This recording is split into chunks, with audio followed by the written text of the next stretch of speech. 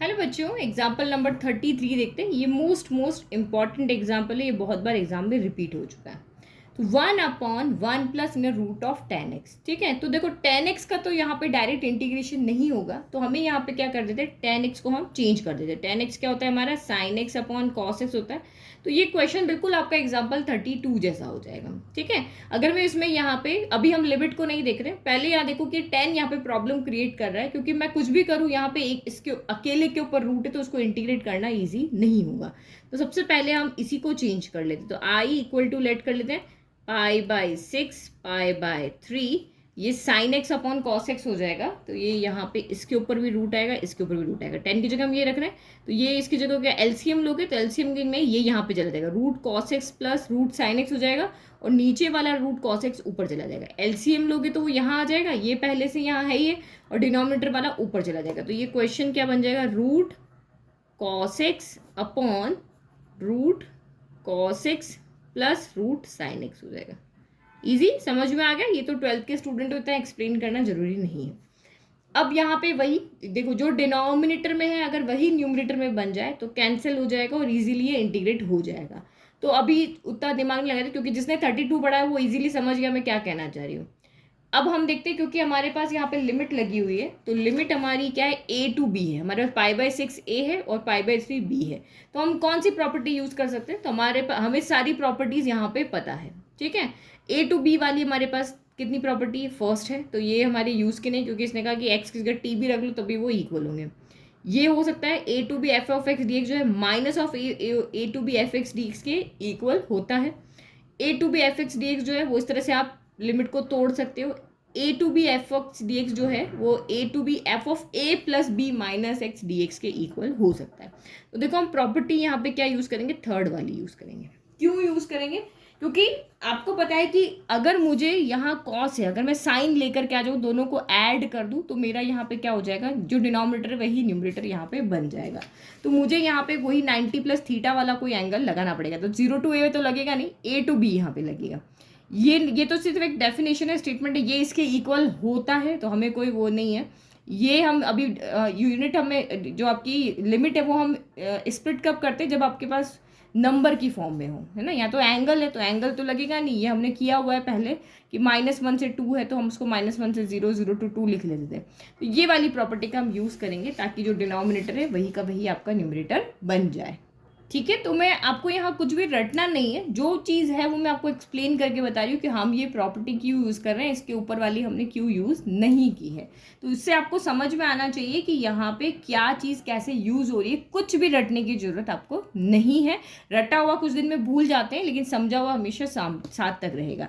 तो ये आपका आई इक्वल टू, अब हमें एक्स की जगह पे क्या पुट करना है, ए प्लस बी माइनस एक्स। तो एक्स की जगह पे हम पुट करेंगे ए प्लस बी, तो ये ए है ये बी है, यानी π/6 प्लस π/3 माइनस एक्स पुट करना है। तो ये दोनों ऐड हो सकते हैं, π/6 प्लस π/3 कितना हो जाएगा, 90 डिग्री हो जाएगा, π/2 हो जाएगा। यहाँ पे ऐड करके देख लो, एलसीएम लगे 6 और 3 का एलसीएम 6, तो यहाँ पे तो पाई ही रहेगा, यहाँ 2 3 की डबल 6 2 टाइम, तो यहाँ 2 पाई हो जाएगा।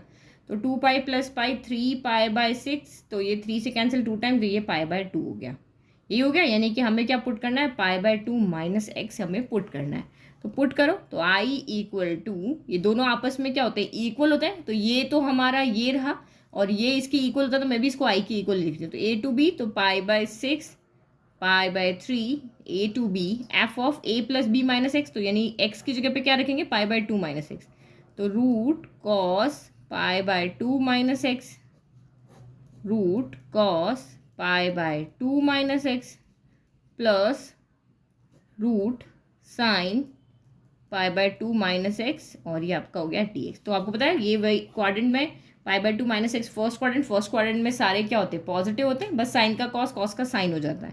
तो I equal to π/6 π/3 cos 90 minus theta क्या हो जाएगा, साइन थीटा, यानी कि sine X, cos 90 minus theta ये भी आपका साइन थीटा हो जाएगा, साइन 90 माइनस थीटा क्या हो जाएगा, कॉस थीटा हो जाएगा dx। तो ये भी हमारा आई की इक्वल है, ये भी हमारा आई के इक्वल है। तो हम क्या करें भाई, जो डिनोमिनेटर है वही न्यूमरेटर बनाना है, तो हम दोनों को ऐड कर देते हैं, हमारा वही काम हो जाएगा जो हमने इससे पहले वाले में किया। तो एडिंग फर्स्ट प्लस सेकंड करना है। ठीक है, आई प्लस आई 2i हो जाएगा, लिमिट दोनों की सेम है, तो हम एक बार लिख लेते हैं, π/6 π/3 dx से dx, न्यूमरेटर से ऐड हो जाएगा, root cos x root sine x से ऐड होकर क्या हो जाएगा, under root of sine x plus under root of cos x. Numerator से ऐड हो गया, डिनोमिनेटर कॉमन है दोनों का, तो हम इसको एक बार लिख लेंगे, ठीक है, root sine x root cos x. तो आप यहाँ पे क्या देख रहे हो कि ये दोनों सेम है, तो कैंसिल हो गया, 1 बच गया।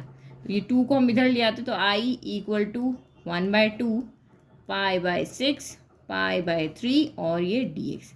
तो कांस्टेंट का इंटीग्रेशन क्या होता है, x होता है, तो ये 1/2 x π/6 π/3 हो गया। तो ये क्या हो जाएगा, upper limit minus lower limit, तो π/3 माइनस π/6 हो गया।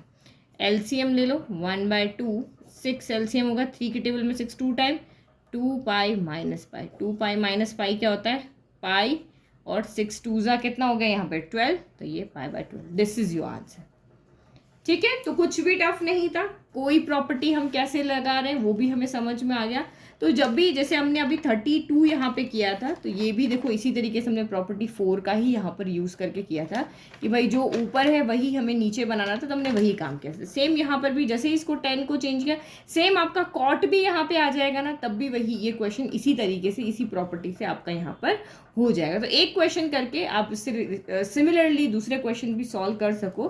तो यही इस क्वेश्चन की खासियत है कि जब भी लिमिट लगी है तो सातों प्रॉपर्टी दिमाग में रखो, कौन सी प्रॉपर्टी लग रही है वो देख लोगे तो अपने आप क्वेश्चन आपके सॉल्व हो जाएंगे। तो आई होप आपको ये एग्जांपल भी अच्छे से समझ में आ गया। Thank you.